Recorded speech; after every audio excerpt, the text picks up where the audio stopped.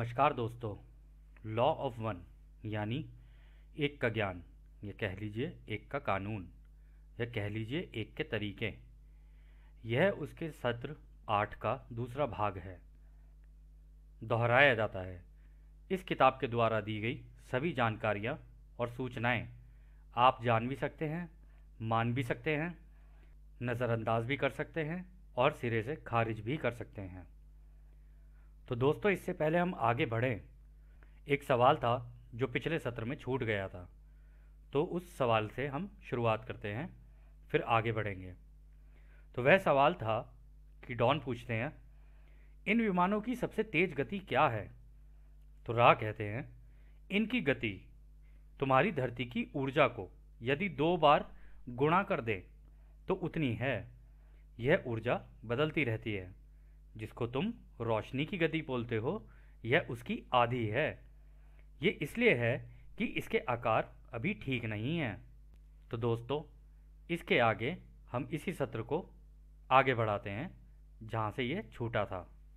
तो अगला सवाल डॉन करते हैं, उन्होंने चार्ली हिक्सन के साथ क्या किया जब वो उनको अपने विमानों में लेकर गए? तो रा कहते हैं, वो उसके अनुभवों को जानना चाहते थे, जिसको तुम युद्ध बोलते हो, क्योंकि वो तुम्हारी आर्मी में था। तो अगला सवाल डॉन कहते हैं, उन्होंने इसका इस्तेमाल कैसे किया? तो रा कहते हैं, ऐसे मानकर चलना कि एक सभ्यता है जिसे सिनेमा या फिल्म देखना अच्छा लगता है।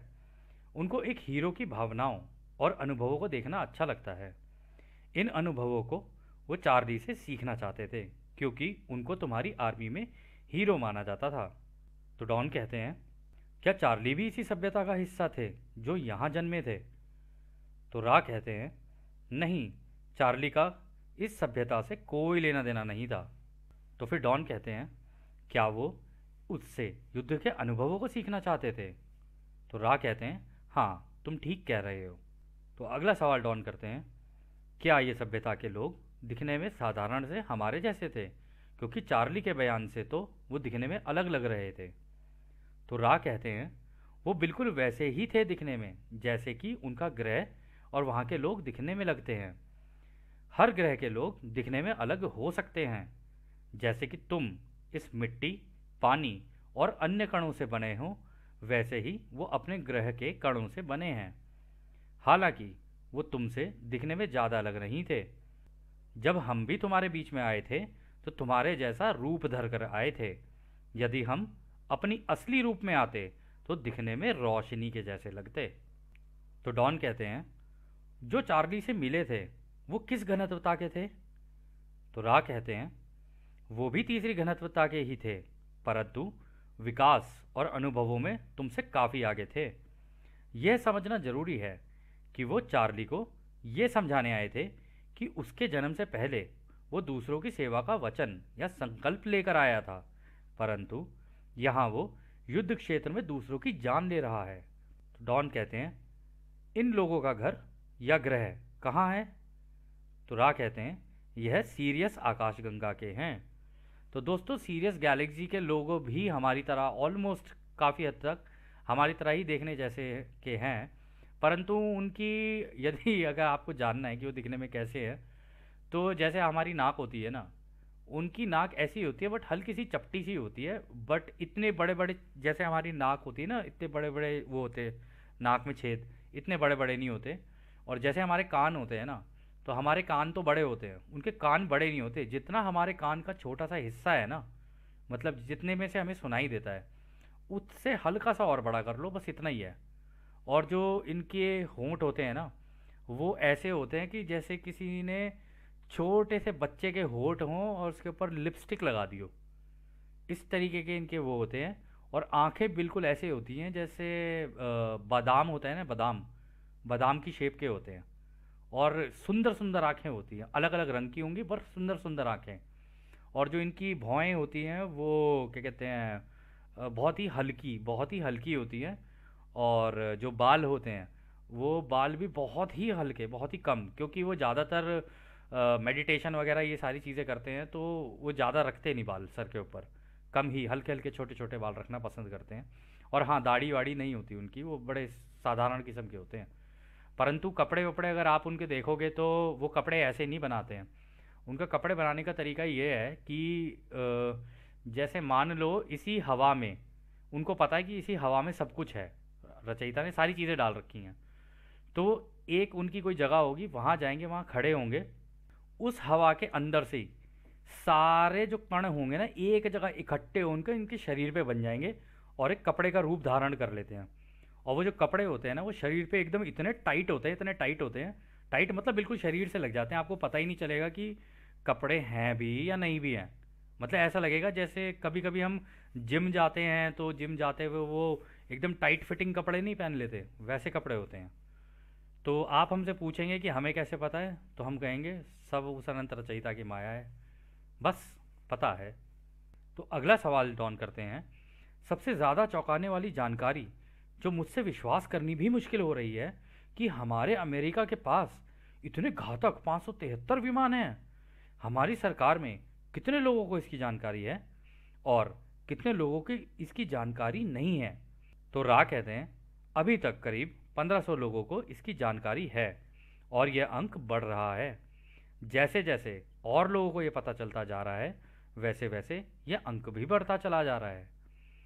दोस्तों अब तो ये काफ़ी लोगों को पता चल गया है, तो इसमें कोई ऐसा है नहीं, क्योंकि जब से स्टीवन ग्रियर और उनके अलावा और भी कई लोग हैं जिन्होंने बाहर आके अपनी टेस्टिमनी दी है कि हाँ ऐसा है, तो अब काफ़ी लोगों को इसका पता चल चुका है। जैसा कि हमने कहा था कि 100 करोड़ लोगों को तो इसके बारे में पता ही है, अब उससे ज़्यादा ही बल्कि। अभी आपके ऊपर है कि आप उन 100 करोड़ लोगों में से हो या नहीं हो, या आपकी इच्छा पर आधारित है। तो डॉन कहते हैं ये विमान कहाँ बनाए गए? तो रा कहते हैं ये दो ठंडे रेगिस्तानी जगहों पर बनाए गए हैं। एक का नाम न्यू मैक्सिको है और दूसरी का नाम मैक्सिको है, और दोनों ही जगहें ज़मीन के नीचे हैं। तो डॉन कहते हैं क्या आप सच कह रहे हैं कि इसका निर्माण मैक्सिको में हुआ है?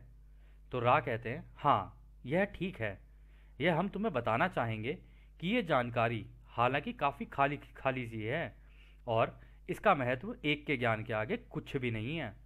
हालांकि यह सब हम ध्यान से देख रहे हैं कि तुम्हारी कटाई शांति से और प्यार से हो जाए और ज़्यादा दिक्कतें ना आए। तो दोस्तों अगर ये कह रहे हैं ना कि आपकी कटाई शांति से और प्यार से हो जाए, तो ज़रूर इनको कुछ ऐसा पता है कि शायद हम दिक्कत में आने वाले हैं या दिक्कत में हैं। तो डॉन कहते हैं हाँ मैं जानता हूँ कि ये जानकारी एक के ज्ञान के आगे कुछ भी नहीं है, परंतु यह इतनी चौंकाने वाली बात है कि मुझे तो तुम पर भी विश्वास नहीं हो रहा है। अभी तक तो मैं आपकी सभी बातें मान रहा था, जान रहा था, परंतु ये बहुत ही ज़्यादा चौंकाने वाली है। हमारी सरकारें हमसे इतना बड़ा झूठ कैसे बोल सकती हैं और इतनी बड़ी बात कैसे छुपा सकती हैं कि 27 साल से ऐसे घातक अंतरिक्ष विमान उनके पास हैं। मुझे माफ़ करना मेरे भाई कि मैं ऐसे बर्ताव कर रहा हूँ, परंतु मैं अपने काम में ईमानदार रहूँगा। यह मेरी निष्ठा है। यह अभी भी मुझसे विश्वास करना मुश्किल हो रहा है कि हमारे देश ने पड़ोसी देश मेक्सिको में ये बनाए हैं। अगर मैं गलत नहीं हूँ तो आप ये कह रहे हैं कि ये हमारे लोगों ने बनाए हैं और मैं इनमें बैठकर घूम भी सकता हूँ। क्या ये कहना सही है? तो रा कहते हैं नहीं, यह कहना गलत है। तुम इसमें नहीं बैठ सकते हो। यह तो अमेरिका ने हथियार की तरह इस्तेमाल करने के लिए बनाए हैं। तो डॉन कहते हैं तो इसका मतलब इसमें कोई इसे बैठकर नहीं चलाता है, तो इसमें कोई पायलट नहीं है, है ना? तो रा कहते हैं हाँ यह सही है। तो डॉन कहते हैं तो ये चलाए कैसे जाते हैं? तो रा कहते हैं इनको एक कंप्यूटर द्वारा दूर से रिमोट कंट्रोल करके चलाया जाता है। तो दोस्तों ये 1981 की बात है कि दूर से रिमोट कंट्रोल से क्राफ्ट चलाए जाते हैं। तो यानी ड्रोन्स की जो टेक्नोलॉजी जो अब हमारे हाथ में है वो 1981 में हो चुकी थी, या कह लो उससे पहले, क्योंकि ये तो कह रहे हैं ना उससे भी 27 साल पहले ये टेक्नोलॉजीज थी।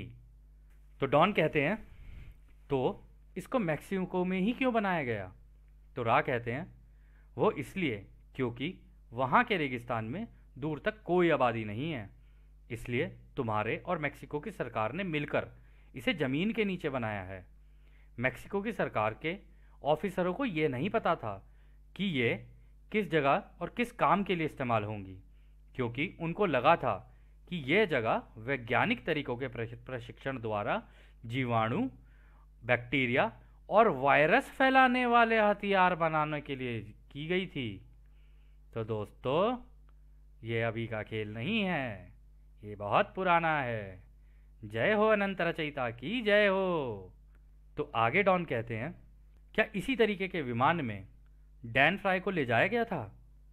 तो रा कहते हैं, नहीं, डैन फ्राई की सोच को हमने उसकी ध्यान अवस्था में अपने विमान में बैठाया था, ताकि हम उसे वो जानकारियां दे सकें कि रचयिता की अनंत बुद्धिमानिता का इस्तेमाल अनंत ऊर्जा का कैसे पता लगा सकते हैं और अपने लोगों की मदद कैसे कर सकते हैं। तो दोस्तों, डैन फ्राई जो था ये एक साइंटिस्ट था। इसका अंदर से ही मन ऐसा था कि जैसे टेस्ला का था ना कि मैं दुनिया को फ्री में दूंगा एनर्जी, इसका भी कुछ ऐसा ही था कि मैं दुनिया के लिए फ्री में करना चाहता हूँ काम। पर जैसा कि आपने देखा है कि फ्री में तो कुछ नहीं मिलेगा, फ्री में मिल गया तो फिर तो कहानी चेंज हो जाएगी।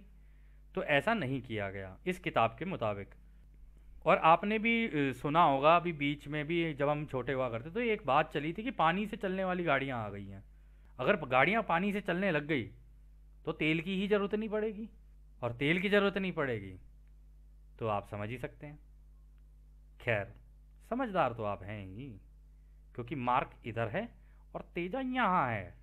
तो फिर डॉन कहते हैं, क्या कोई तरीका है जिससे हम आपके महासंघ से सीधे सीधे मुलाकात कर सकें? तो रा कहते हैं, हम पहले भी तुम्हारे लोगों से मिले हैं और हमारे अनुभव कुछ ऐसे हुए हैं कि हमने पीछे हटना ही ठीक समझा। इसलिए हमने ये ध्यान अवस्था में दिमाग से दिमाग द्वारा बातचीत का जरिया इस्तेमाल किया। तुमको अपने विमानों में ले जाना इस समय को देखते हुए ठीक नहीं है। अभी जिस तरह से हम बात कर रहे हैं वही अभी के लिए बिल्कुल ठीक है। तो यह आखिरी सवाल है जो डॉन करते हैं, हमने जो इतने सवाल आपसे अपनी सरकारों के विमानों के बारे में किए हैं उनका कारण यह है कि यदि हमने ये इस किताब में डाले तो यह हमारे लिए काफ़ी दिक्कतें पैदा कर सकते हैं। हम सोच रहे थे कि इस हिस्से को पूरा ही अभी के लिए इस किताब से हटा दें। क्या हम ऐसा कर सकते हैं? ये जो विमान आपने बताए हैं इनका डायमीटर कितना होगा? डायमीटर मतलब गोल अगर विमान है तो कितना होगा, मतलब चौड़ाई लंबाई कितनी होगी? तो रा कहते हैं, पहले सवाल के जवाब में हम ये कह सकते हैं कि आपको जैसा ठीक लगे आप कर सकते हैं, क्योंकि यह आपकी आज़ादी है। और दूसरे सवाल के लिए हम कहेंगे कि अभी तक काफ़ी मॉडल बदले हैं, तो लगभग ये विमान 22 फीट के हैं। तो दोस्तों, उस ज़माने में 22 फीट के अब तो स्टेडियम के साइज़ के हो गए होंगे, अगर अंदाज़ा लगाया जाए तो। और किस लिए किए गए हैं ये आप बता ही दिया है रा भैया ने। तो खैर, जो भी है, यह सत्र आज के लिए यहीं समाप्त है। अब हम आपको उस अनंत रचयिता के प्रेम, रोशनी, शक्ति और शांति में छोड़कर चलते हैं। धन्यवाद भाइयों। आदने आदने वासु।